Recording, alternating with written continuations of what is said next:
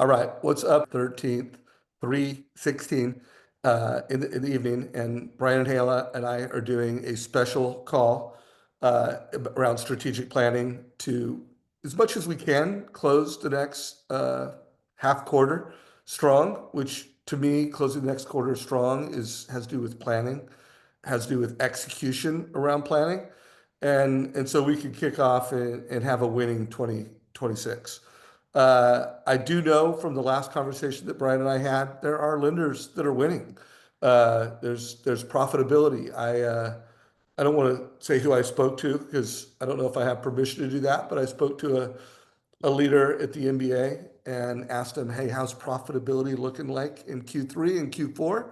The numbers haven't been released, but we were 25 basis points in industry profitability in Q2, and it's looking like it's going to be in the low 30s. So let's just say 33 basis points. I Yeah, just made that up. which is way better than a -11 just a couple quarters ago, right? Right. So we are really looking quite different closing out the year than we have over the last 3 years. So that's good news. But it's been a rough 3 years. Brian, you have not only been a C-suite executive helping mortgage companies go through year-end planning and kicking off the new year. I would love to just have you speak, like know that the audience here is loan officers, it's managers, it's head of productions, and there's still a lot of CEOs that tune into the Mortgage Coach YouTube channel. But like, walk us through best practices this time of year and how we kick off the new year. And keep in mind, let's kick off 26 knowing the market dynamics at hand. So I got what, 3-4 hours to explain this to you? No. By the way, this is like not multiple hours. Like, let's No, I not do got it. Joe Rogan I'm interview. giving you a hard time. But let's do like 30, no more than 40 minutes. Yeah.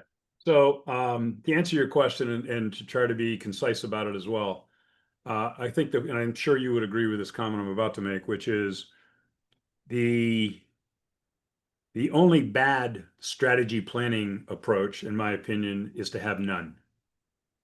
To say it differently, first rule is plan, right? First rule is know your data. First rule is get into a room with your key leaders and key influencers in your business and start talking about what the balance of this year in 2026, and you have to make some assumptions, right? You have to make a little assumption where you think interest rates are going, home sales are going. Are we going to be north of 4 million, under 4 million? What's if you're doing a fair amount of new construction with home builders, to have a sense of how the builders are doing. Do you think it'll be a good year for builders, bad year for builders? For me, it's always started first with the narrative, meaning what would you like to get done? What are the key issues in your business? I often refer to them, and I used to use a metaphor of a house with a foundation, given that we're in the housing business, with a foundation. And are you aware of current cracks in your foundation that could ultimately, as you're building this house or this building up, could end up cavitating the entire building and it all falls over because you didn't fix the cracks in your foundation? What are cracks in your foundation? Revenue leakage, poorly trained sales force.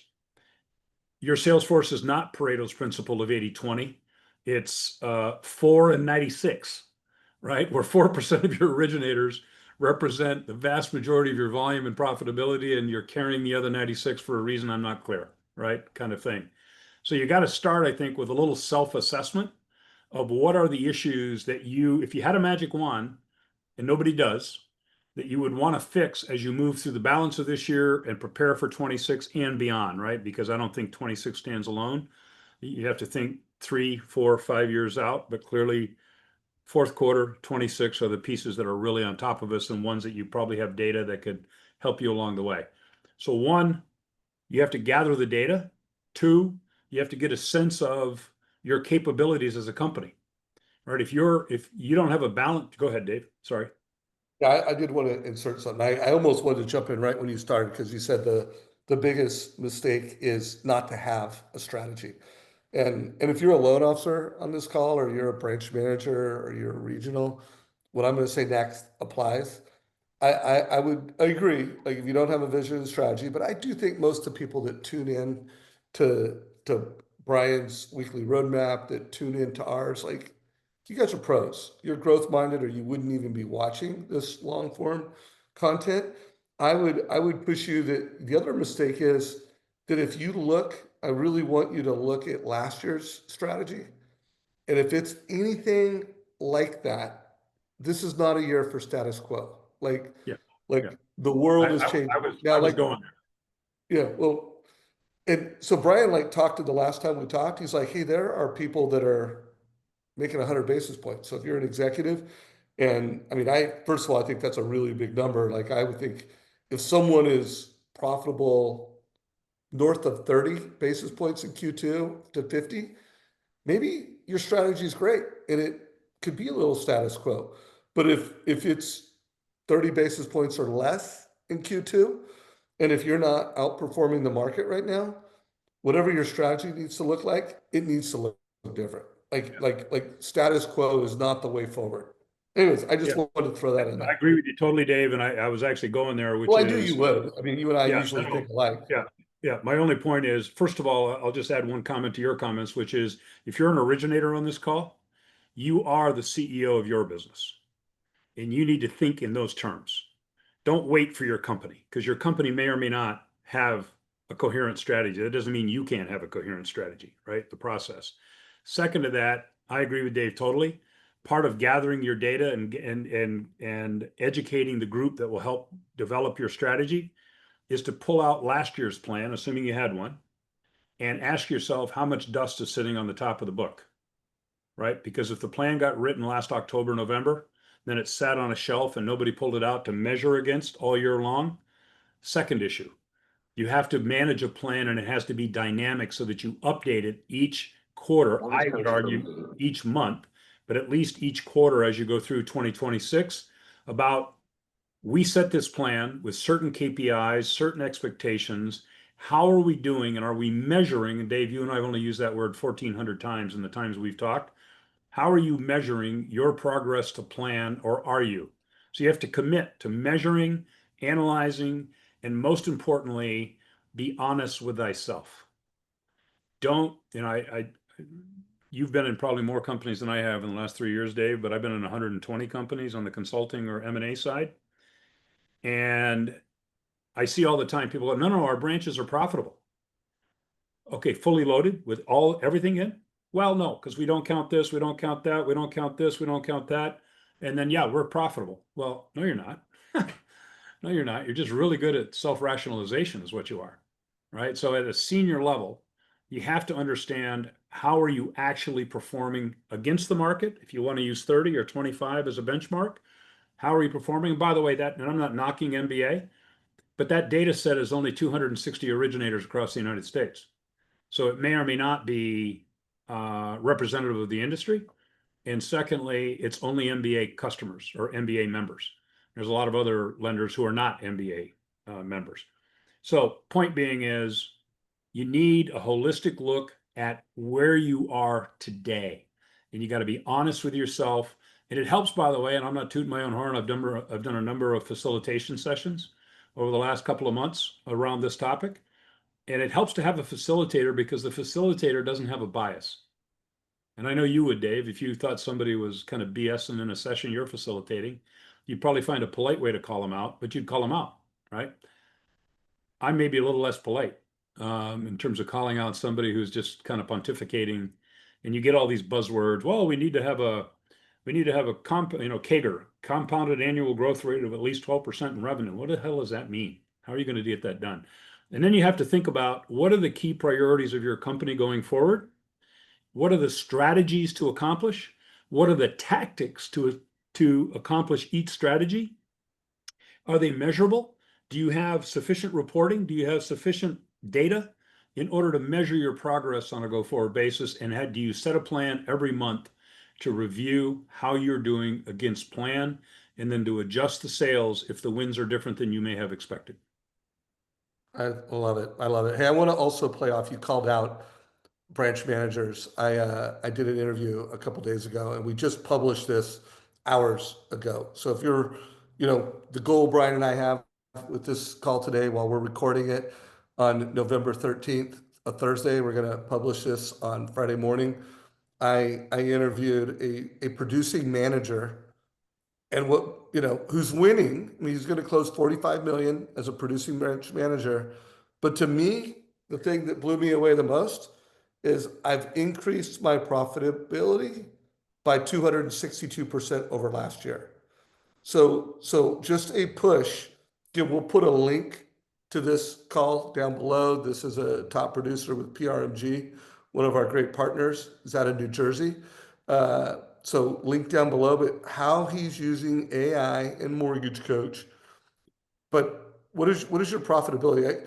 By the way, not to go on a tangent, but I still think going into strategic planning, too many loan officers, too many branch managers, too many executives. It's about volume, like what is our volume?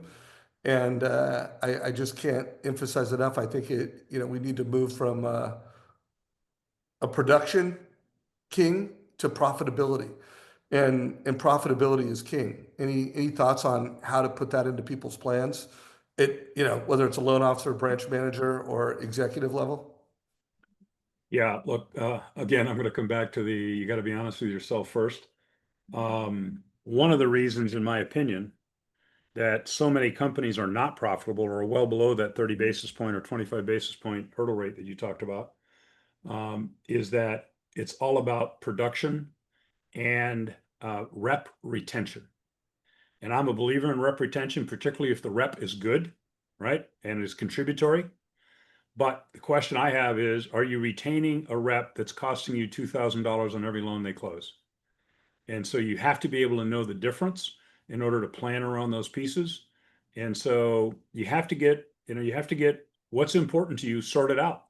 And the companies that are well north of 30 or 50 or approaching 100 or north of 100, they have a profitability orientation over, there's a great German term, right? Über alles, right? Over all else. And that's their focus because they believe they have really long tenured employees in that company, including the sales force. They have a very low turnover rate.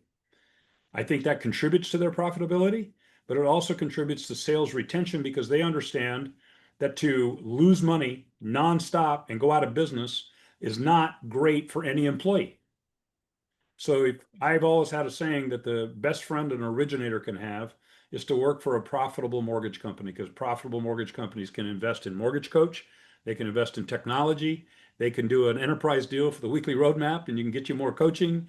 You can do all those kinds of things. But if your company is slowly going out of business, there's an old saying, bad things happen to good companies that don't make money. That's true in every business. All right. So since we're not doing a, 2 hour strategic planning lesson, let's do a checklist. Because also I think a lot of great companies, they've already done it. Like this may already be done. But if there was a Brian Hale checklist, strategic planning with dates, this is done by this date. This is done by this date. What is the Brian Hale checklist? Do you mean in terms of items to execute on for the coming year? Yeah, yeah, Okay. and Yeah, so I anything would that just, should happen in the first 2 weeks of January, like yeah. to kick off the year. I've got a good vision. I've got a great strategic plan. We're kicking it off. Give us your thoughts on how that looks in a checklist Yeah. that we can look at. So first of all, just to tee off your comments about, you got to have a list and you got to have dates. The other thing you have to have, who specifically and singularly is responsible for delivery of that initiative? Said differently, whose job's at risk? Because if it's a committee, no one is responsible. So and I counsel clients all the time on this. Be careful on groupthink. Groupthink is not nearly what it's cracked up to be. Somebody has to own getting it done. So when their feet hit the floor every morning, it's their number one priority, right? The process. What So percentage? I mean, I feel like that's, I mean, a you pretty think that's well known obvious? best practice. What percentage of people and leaders and companies are practicing that, in your opinion? Way too low. So 50%? Oh, I think a lot of people would like not to be judged by the outcome. So how do you avoid that? Let's bring a committee in. Let's have everybody responsible. Let's do those kinds of things, right? So that, yeah, we have consensus. Well, consensus is a wonderful thing, but it's also a shield against personal accountability, right? And so way high, I don't know if I can give you a percentage, Dave, No, I but was just asking for gut. Like I know yeah, you yeah, don't have to. from what I have seen, way too many people look to shirk personal accountability, and it's why then strategies don't get executed, right? So have a good plan, who owns it, So the checklist, and start at the everybody top. just self-assess on that. Yes, have a plan, communicate the plan, communicate the plan repeatedly. By when should be the first all company plan for Yeah. 2026 has So what's been the date today? communicated? How does that look and when does that happen? Yeah. So today is November 13th that we're recording this. Hmm. Loans taken from today on are 2026 revenue. So you're already behind. It's not when loans close. That's not when you get paid. It's when you sell the loan. That's when you get paid. That's often 20 to 35 days after the loan closes. So you're talking about 226 revenue today on loans taken likely this week, right? In the process. So when you ask me, when do you communicate that? I would have hoped your plan was already mostly baked and you have some key strategies and initiatives that you're going to drive over the balance of this year. So you roll into 2026 with some forward momentum, right? In the process. And I'm a believer in what's called the rule of 50, which is you have to tell people 50 times and another 50 times and another 50 times. And about then they go, you talking to me? Because people have too much going on in their life. When you were a kid, Dave, did you ever have one of those viewfinders where you put a disc in and you clicked through it, right? And there was a little cartoon that came around that looked like motion, right? In the process. Think of that as people's lives, kids, parents, marital challenge, religion, hobbies, all those kinds of things that people fill up their lives with. And then you're up in front talking to them, and it sounds like Charlie Brown, wah wah wah wah wah wah wah, right? And you think, man, I did a hell of a presentation, and I told everybody what our goals are. And somebody's sitting in the audience thinking, Jesus, I got to pick up bread and milk on the way home. That's what they heard. Right. So I think you have to say it over and over, and depending on the level you're talking to, and like I know you have a lot of originators, as I do in the weekly roadmap. If you are an originator and you have a team of 3 or 4 working with you, that team has to know your plans and your goals.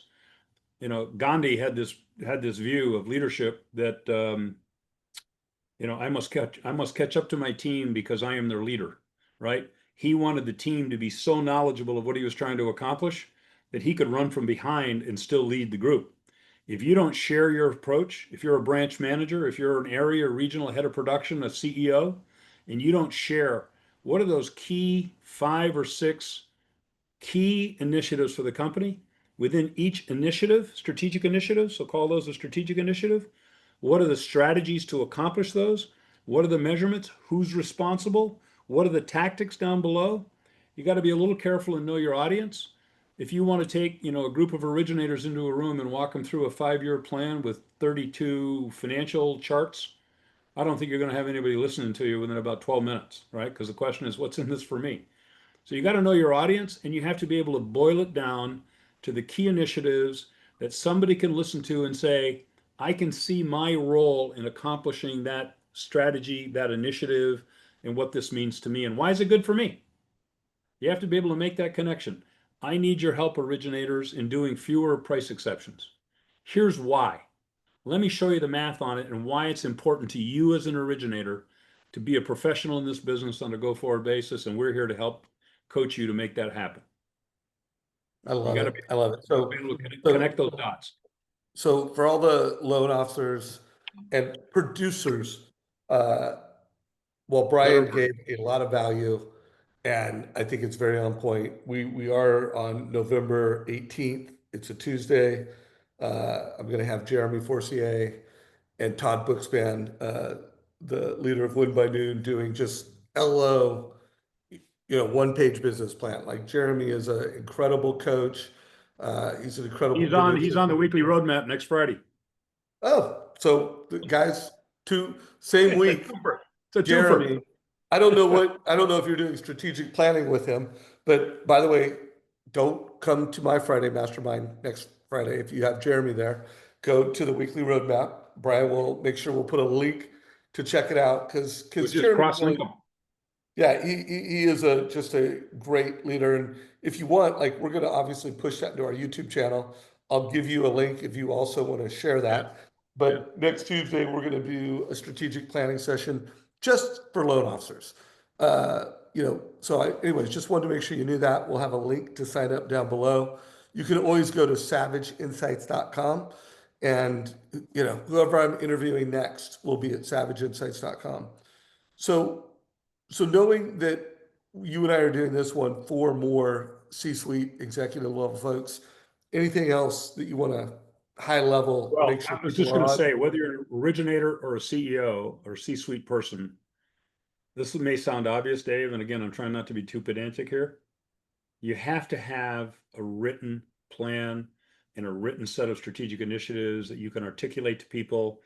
There's a guy by the name of Peterson who was the CEO of Ford years ago when the Ford, was the quality was terrible, and he saw it as strategic initiative number one.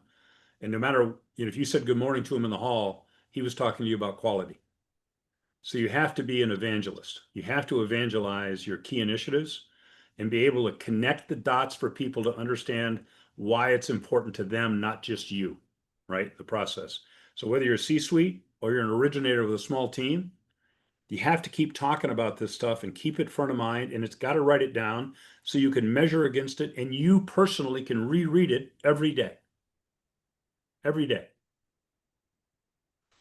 Well, let's close out with some vision and just strategy. I think you've said enough things in terms of just like what are the checklist of best practices, and let's talk a little bit about 50-year mortgage debate.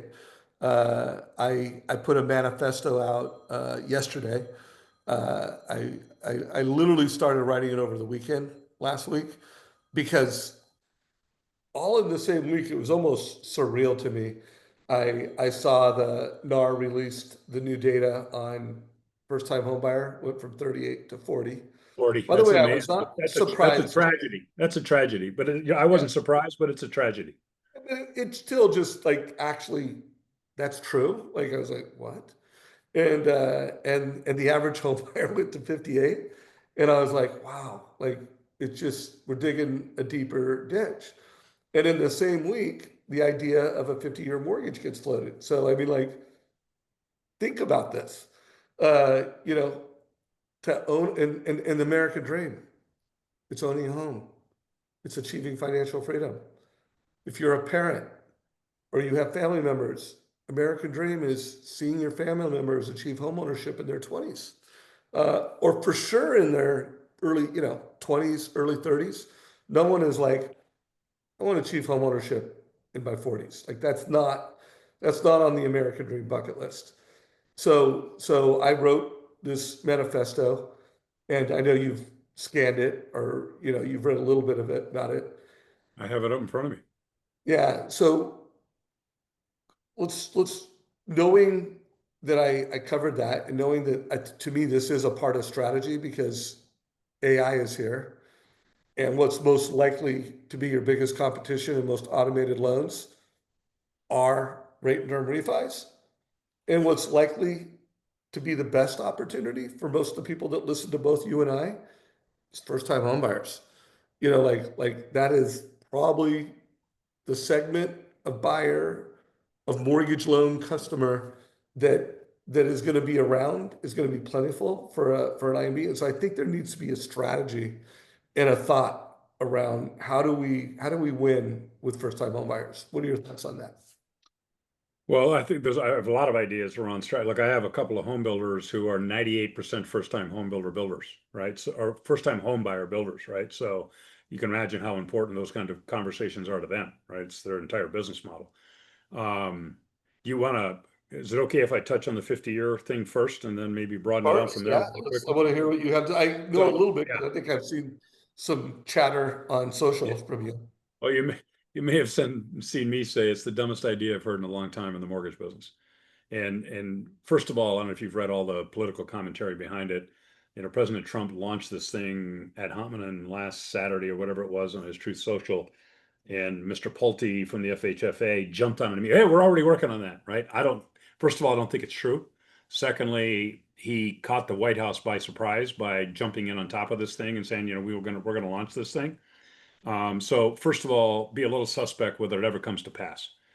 It's much more of akin to a commercial real estate product than it is anything else. And there's a whole bunch of problems in launching a 50-year mortgage. Yes, you can get a lower payment. Maybe. One, rates are going to be higher. Two, amortization slows. So I'll guarantee you that the cost of MI above 80% LTV will go up dramatically on those loans, cutting into some of the payment values saved that you'll get. Third, nobody knows yet, are these things securitizable? They are, but you then have to build out the process. And are these homogenous securities, which are only 50-year deals? Can they be put into a 30-year deal? Can they be doing, what are the cases? There's a ton of rules to be written around these things. Credit risk is greater when you go out 50 years. It's a much longer duration. Is there an LLPA that, again, robs some of the value of a 50-year payment versus a 30-year payment, and the amortization schedule? Equity build is much slower, right, in the process. And some of what you underwrite to is the assumption of amortization, meaning the balance begins to go down. Much slower in a 50-year mortgage. All I'm saying is there's a lot to be solved here. If all of it can be solved, and it can be, the only notable piece is that you get about 11% save on the P&I, and you lose because you pay about 45% more interest over the life of the loan. Now, I don't believe anybody would keep a 50-year for 50 years, just like that most people don't keep a 30-year for 30 years, right, in the process. And so I think it could move a segment of the market, particularly in the first-time home buyer space, particularly if you're younger, right? That may incent 20-year-olds, 30-year-olds to buy because they're younger and can take a 50-year note out. But there's a ton to be sorted through here. Now, maybe the administration just wipes out all those obstacles and says go. But it's been my experience in life, because I've seen this movie too many times in my 44 years, that when you race into a product without thinking about it, be very, very careful. There's a lot of laws of unintended consequences. So I'm not going to comment on the 50-year because I agree with everything you said. And I don't even really want to comment on whether it's good, bad, stupid. I just want to focus Yep. on our job as mortgage Yep. professionals is to make sure we give people transparency and education and advice. What are some good ideas? What are other Yeah. So affordability somebody, strategies? I made a post on LinkedIn where I said, dumbest idea I've heard in a long time. And somebody argued with me back and said, so what are your ideas? Okay, that's a reasonable response, right? I like that kind of response because it makes me think. So the administration could cut the FHA MIP level. You could cut That'd it be for a two hell of a years. good idea. You could cut it for 2 years. You could reduce. Um, you remember the old days of doing refis back in the 2005, 2007 years, some of those where the GSEs stepped in and reduced appraisal requirements on refinances, right? To get people into lower rates or to be able to tap equity to buy an investor property or those kinds of things. Think about it. If you bought a house 3 years ago, 4 years ago, you have at least, I don't care what you put down, you have at least 50% equity in your house today, just by sheer appreciation value. So if you're refinancing that house, you need an appraisal. Why? Not clear to me, right? Lower the cost of the Well, transaction. by the way, I agree that lowers costs. Let's focus on first-time home buyers and affordability. So, like, Okay. what are So some? but let me keep going. Abate the long-term capital gains tax rule for 2 years on anybody who sells a piece of real estate for the next 2 years. You will have a flood of properties hit the market, which would have the impact of certainly lowering the inflation rate of housing. Likely in many markets, the flood of inventory would lower the sales price in many markets. Now you run a risk of your existing portfolio, but I think the risk could be well worth it. And you could then look at it at the end of 2 years and decide you want to extend that process. But if you're a loan investor, I mean, 92 or 3% of investor properties in the United States are owned by mom and pop investors who own fewer than 10 properties. Yeah. If they have an opportunity to liquidate or to take advantage of some of their equity gain over the last 4 or 5 years on those investor properties and not have to pay a federal long-term capital gains tax on it, you'd see a lot of those properties come to market, and many of those are great properties for first-time home buyers. Yeah, by the way, I like that idea to create first-time home buyer inventory. Now, what do we do to make it easier to qualify and get more first-time home buyers? Because we talked I I personally got, like interest-only arms, yeah, like, let me keep going. So interest-only arms are great, except they don't build, they're for a certain buyer segment that are people who can handle the potential shocks of payment changes over time, right? Where they're not what I call last dollar in type buyers where they got to sell the dog for $50 to get in the house. That's a risky loan for that group. But hold on. In the old days, way old days, when I was an originator, you could do a 1 or a 2-1 buy down, a 1-0 or 2-1-0 buy down on an FHA loan or a conventional loan and qualify the customer at the lower first year payment. But you had to have compensating factors. You had to believe that the customer is going to have an increase in income over the next several years, right? At least 4 or 5% per year, whatever that is over a period of time. You could absolutely spur today. Many of the rules we have today around buy downs came out of the 2008, 2009 debacle. Maybe they were smart decisions at the time, but I don't think they're smart decisions today because of the way um, people often have, second hustles, those kinds of things that, can do these things. Allow somebody to qualify on a 2-1 buy down at the first year rate. You would change the game today completely, right? In terms of okay, that piece. I'm down with that. Although I want to advocate a little bit more for interest only, and give me your come back to this. But like right now, the interest only, and there's about 1.5 million. At least that's what AI told me. I think that's right. I don't know if it's true, but multiple AI platforms confirmed that it was. And most of those loans are affluent. They're Yes. given out by large private banking groups at the Yes. 5 to 10 largest big banks Banks. in the country. Yep. That's all And true. what about, and I know the argument is, well, that's a financial instrument for the affluent, but what about democratizing that and actually providing some education with how to do it? Like to actually say, just because you're not a private banking client, what about putting some education like, hey, if we're going to give this interest only loan to people, first of all, I like the idea of you have to give them a mortgage total cost analysis. Like I think the government should make that a requirement. I know that's not going to happen. I'm sort of joking, but I do believe that with those loans, there could be some type of a disclosure and education process that people go through I agree around with you. how to become debt free with homeownership. That you Yes. could give those loans out responsibly, and you could bring a lot more people in. Like, so what are your thoughts on Yeah. that? Interest Yeah. only First of with all, I don't think, education. yeah, I don't think IOs are only for the affluent because we see them done all day long. I have a couple clients that are using IOs that are home builders that are selling to first-time home buyers. I agree with you in general. They tend So, to but be by the, the way, I have not seen that. So there are yeah, some, I would love, absolutely. offline, I would love to hear about Yeah, that let's more. talk about that. But look, I was an IO buyer forever, right? Now, I get paid, I've never probably, except now that I have my own company, when I was the CEO, I've never had a comp plan where more than 20% of my compensation was guaranteed annually. 80% was all tied to the P&L and L and other factors, right? And so I only got paid one day a year. Okay, so I could take a piece of that bonus and begin to pay down or amortize my IO loan, which is how you should do it, right? If you're an IO buyer, that's how you should think about it. You get a little extra cash, pay some of it down, right, over time, so that over time your interest only payments actually begin to amortize the loan, right, through the process because the loan is shrinking. So, and that comes back to your point of education. If you told me that on the using your term, democratizing IOs, if it came with a requirement for some financial education, like a reverse mortgage does, right? Then I'd feel a lot better for it. Because what I don't want to do, Dave, there's a very fine line, in my opinion, on first-time home buyers between being an aggressive first-time home buyer and looking for unique ways to help that first-time home buyer and being called a predatory lender, Yeah, I agree. right? So I just think you got to find that balance where you don't create a class of loans that you know going in, the buyer doesn't have the sophistication to handle it right, and you're going to create a foreclosure. I don't think you don't help the industry, you don't help that buyer. You've got to be a little careful. I agree with you. It's a tool. Absolutely should be a tool in the toolbox. And then how do you help people step into that kind of loan?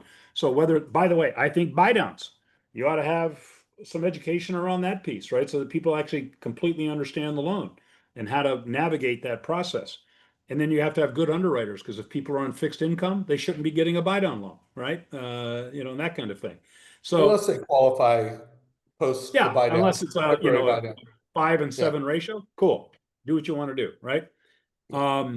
So I think to your point, if somebody would have asked me and nobody did, I could give them 7 or 8 different strategies, all of which are within the purview of the administration or the Congress to do, that could help first-time home buyers and actually help all home buyers and create wealth such that folks who bring those properties to market have a chance to realize the gains and reinvest those gains, right? I So, love it. I love it. You and I could keep talking forever. Let's close out on one more topic. okay. Um, AI. So one of the things I've been talking about from stages, I'm done doing keynotes for the year, but just talking how every lender needs to create an AI enabled mortgage experience. That's something that we've been working on at Mortgage Coach, so that now that total cost analysis is AI enabled. The consumer can interact with it so that they're getting smarter questions faster. And they're doing it in the lender's platform so the lender can actually see what questions are being asked. They get a transcript. They can use that data. And because consumers are using AI, do you want them using it within your experience, or do you want them using it outside? So one of the thoughts are that going into 2026, that whether you have a full-time employee that is an AI czar within your company, that you really start, and I'm not saying we need to add another headcount, although I do Maybe. think depending on the size of the company and what you're doing, you have a headcount. But what are your thoughts on how to staff and resource AI strategy coming into 2026 for a lender? Like, what is your opinion on that? Yeah. Well, can I just come back to our first conversation on this topic? Yeah, If one of your strategic initiatives for 2026, if you're an originator, a strategic initiative ought to be to understand more fully and educate yourself and to find resources to educate yourself on what is AI and agentic AI all about, and how should you begin to embrace it within your business. If you're a CEO of a top 5 mortgage company, if agentic AI and a strategic initiative doesn't have something to do with AI, you are not paying attention. You are well, not paying whether attention. you're a top five, if you're a mortgage company and No, you no, don't I have a agree with top you. five My initiative, point is everybody in between, right? Everybody in between yeah, has yeah, to have this as one of their strategic initiatives this year, next year, the year after that. Because if you don't think it's coming for you, you are confused. yeah. Now, And by the way, after 3 years, it'll be like mobile. It'll be like the internet. Like, hey, when the internet came out, like I gotta have a website. I gotta have a digital strategy. And 3 years from now, it is just a ubiquitous technology that's built into everything. The question is, have you seen the commercial with Matthew McConaughey where he's no, sitting in front of his house selling his house, and he goes, it's a Salesforce commercial. And he goes, boy, I really wish my mortgage originator would have used Salesforce AI to help pre-qualify my buyer faster.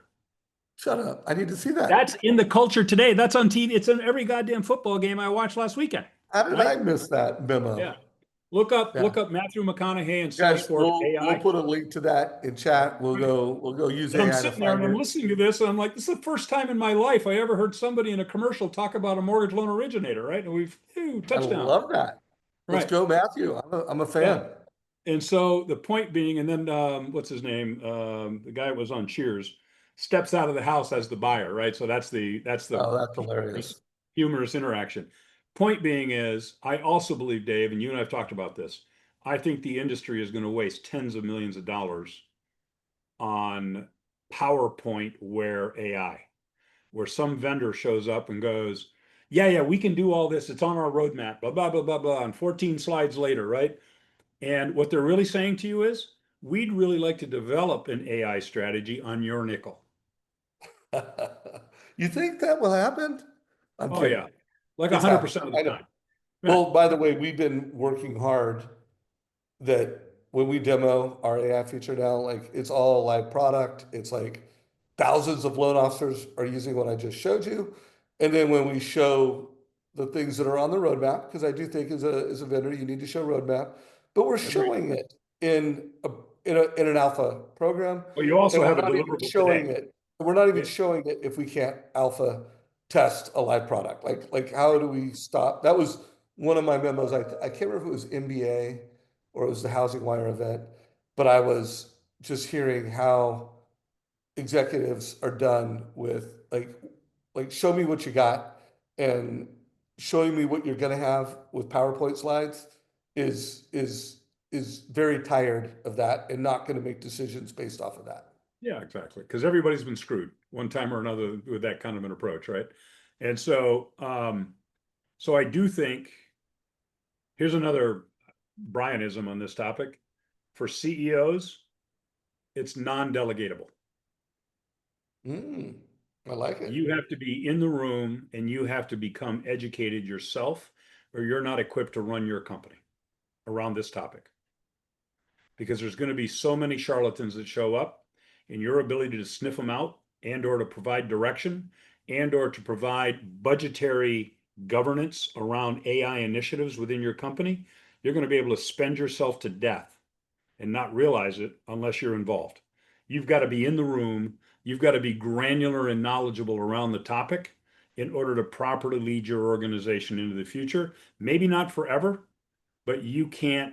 This is non-delegatable. By the way, if you're an originator, your own education around AI, Joe Massey, I know you know Joe is an originator for, he's with Synergy One now out of Denver.